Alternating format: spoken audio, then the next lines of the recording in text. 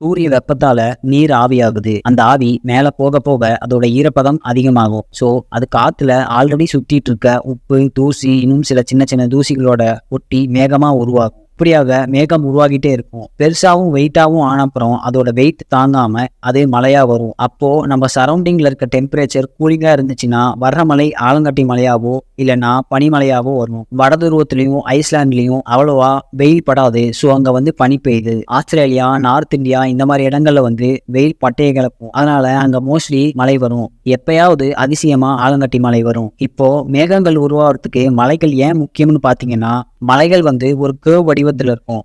அந்த கேர்வ்ல பட்டு மேகங்கள் ஈஸியா மேல போயிடும். ஒரு 100 மீட்டர்ஸ்க்குமே 0.65 டிகிரிஸ் டெம்பரேச்சர் குறையும். அந்த காத்து மேல போக போக குளிரும், மேகமாவும் மாறும். எக்ஸாம்பிளா இந்த வீடியோ.